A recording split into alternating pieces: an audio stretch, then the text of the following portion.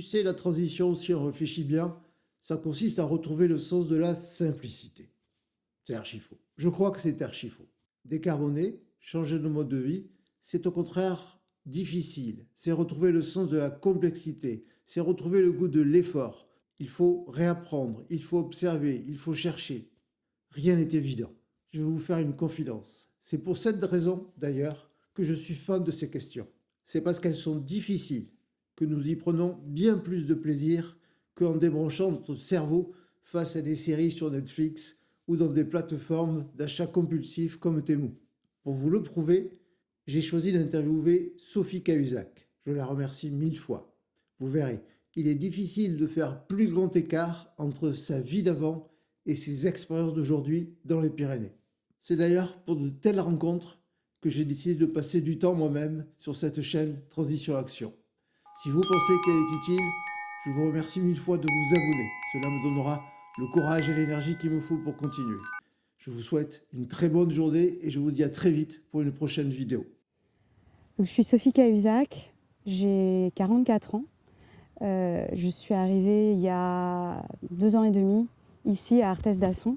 J'ai eu au début un parcours, on va dire, relativement classique de la bonne élève qui va en classe préparatoire, qui de la classe préparatoire va en école d'ingénieur, sans forcément savoir ce que je voulais faire à partir de là. Mais j'ai découvert le milieu de l'informatique qui m'a vraiment plu. Et donc en sortant d'école d'ingénieur où je m'étais spécialisée en informatique, j'ai démarré dans le conseil. J'ai évidemment déménagé à Paris.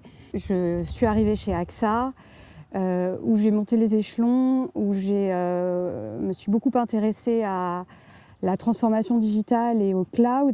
Donc on a été parmi les premiers à s'intéresser au cloud et à le déployer à grande échelle. Donc en 2019, j'ai rejoint le groupe Renault.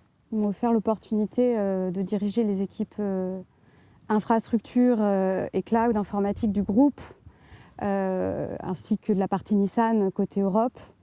Donc là, je me suis retrouvée avec des équipes de plus d'une centaine de personnes dans plusieurs pays dans le monde, avec des contrats d'externalisation de plusieurs dizaines de millions d'euros, des contrats des négociations à plusieurs centaines de millions d'euros avec des groupes américains, des voyages dans les 4 coins du monde. Voilà, ce type de poste et d'enjeux dans mon quotidien.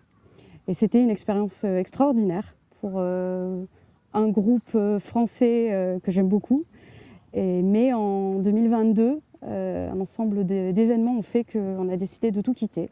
Et on est arrivé à l'été 2022 ici à Arthès d'Asson avec un projet de reconversion dans l'agricole, dans la permaculture et les plantes aromatiques et médicinales. Donc aujourd'hui, j'ai lancé ma société agricole, Permart, où je produis toutes mes plantes aromatiques et médicinales ici en agriculture biologique et selon les principes de la permaculture. Je cultive et je transforme des plantes aromatiques et médicinales que je cultive ici sur cette parcelle avec la serre et le champ d'1 hectare. Et je les transforme pour proposer des produits d'épicerie fine pour mettre en valeur les plantes aromatiques. Ça va du sel aux herbes, aux huiles aromatiques, aux tisanes, aux tartinades, aux plantes sauvages. Et des produits, on va dire, plus herboristerie, basés sur le bien-être, avec de la cosmétique et donc toute la partie tisane dans un objectif médicinal. Et dans le projet, dès que nos travaux de rénovation seront terminés, il y aura toute une activité d'accueil à la ferme, de gîtes, de chambres d'hôtes, d'ateliers, de découverte, de la distillation des huiles essentielles, de l'herboristerie, de tous ces sujets passionnants. J'espère aussi de sujets peut-être un peu moins grand public, mais tout ce qui est autour de la permaculture et de l'agronomie qui me passionne également. Pouvoir en faire un lieu de partage. Avant, je vais dire, j'ai parcouru le monde et aujourd'hui, j'ai l'espoir que le monde vienne un petit peu à moi, partager ses découvertes avec moi.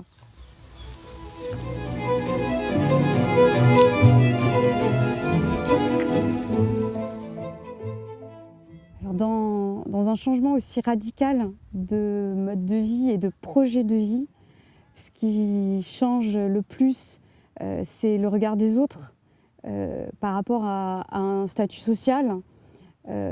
qui était très établie dans ma vie parisienne et où il faut tout reconstruire ici. Pour moi, c'était très important de m'intégrer localement.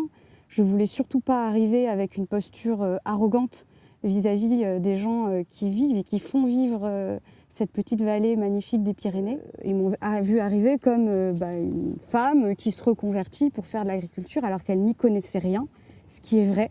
Je n'y connaissais rien.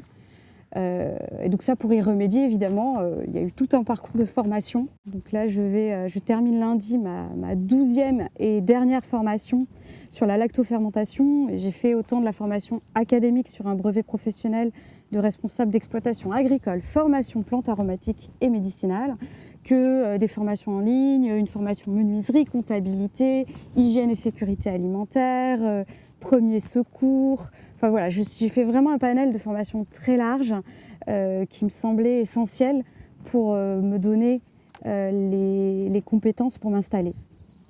Se former, oui, c'est un plaisir au quotidien, c'est un puits sans fond. Dès qu'on met le doigt dedans, on se rend compte de tout ce qu'on ignore et on veut aller encore plus loin. C'est alors surtout sur un thème comme la nature, parce qu'il n'y a rien de plus complexe que la nature, que les échanges, même en termes de propriétés médicinales des plantes. On ne sait pas aujourd'hui expliquer certains effets thérapeutiques prouvés de certaines plantes uniquement par l'analyse de leurs principes actifs et de leur composition chimique. Donc il y a des choses qui nous dépassent complètement. Commencer à explorer ça, c'est vivifiant. Et puis c'est au quotidien. On ne peut pas aller se promener en forêt sans se dire « Ah, ça, je ne sais pas ce que c'est. Donc je veux savoir. » Donc je prends la photo, en rentrant à la maison, je vérifie dans mes bouquins de botanique. C'est quelque chose qui m'a beaucoup occupée. Alors comme je disais, là, ça va être ma dernière formation, celle de lundi prochain, parce que j'ai aussi besoin de passer à la mise en pratique, parce qu'on pourrait passer sa vie à se former. Je ressens le besoin de la mise en pratique, quitte parfois même à remettre en cause ce qu'on a appris par l'expérimentation. On m'avait dit l'origan c'est plein soleil. Pourquoi quand je me promène, l'origan il est dans du sous-bois? Parce qu'en fait ici, il se plaît en sous-bois. Tout est remis en cause par l'observation, l'expérimentation. Voilà, la culture, la permaculture, il y a des dogmes comme par exemple aucun travail de la terre. C'est bien joli, mais sur une terre très argileuse comme ici, je veux bien que quelqu'un me montre comment il fait pousser quelque chose sans travail de la terre. Il en faut, mais du coup un travail raisonné. Donc on expérimente, on fait des tests.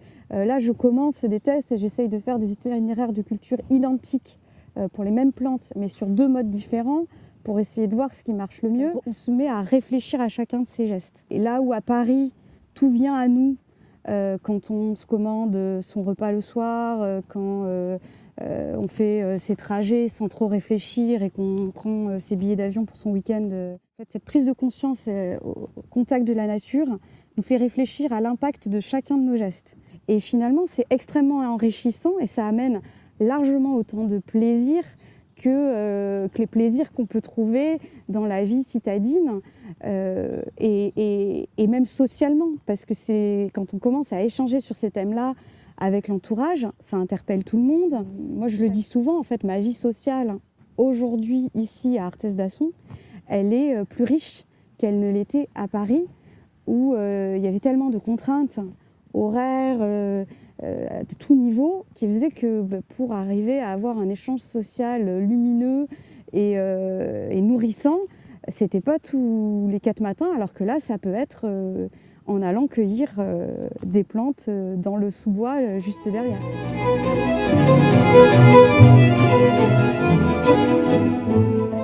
Quand on fait une reconversion comme celle-là, et qu'en plus on aimait son métier d'avant, puisque j'aimais l'informatique, je l'aime toujours, forcément, plus c'est un travail relativement solitaire, où on a beaucoup de temps pour réfléchir, on fait des parallèles entre son ancien métier et son nouveau. Je me suis posé beaucoup de questions sur le choix des dépendances. Dans l'informatique aujourd'hui, on se pose la question, est-ce qu'on va vers de l'open source ? Est-ce qu'on prend un fournisseur de cloud ? Est-ce qu'on prend un fournisseur de cloud étranger ? Jusqu'où on doit être souverain en termes de souveraineté numérique ? Est-ce qu'un cloud souverain, c'est une bonne idée ou pas ? Ça, c'était des questions que je me posais tous les jours et qu'en fait, je me suis posée en agricole. et je ne peux pas tout faire. Je ne peux pas aussi faire mes semences, je ne sais pas fabriquer une bâche de serre, elle se fabrique en plastique. Donc ça, c'est pas très bien d'un point de vue écologique, mais je vais pas pouvoir produire mes plants et un certain nombre de plantes si j'ai pas de serre. Donc on se questionne comme ça ces dépendances et voir quel est le niveau d'autonomie qu'on peut trouver. Et c'est vrai que ça m'a questionné beaucoup de choix que j'avais pu faire dans ma vie d'avant par rapport aux choix que je fais aujourd'hui sur cette notion de choisir ses dépendances.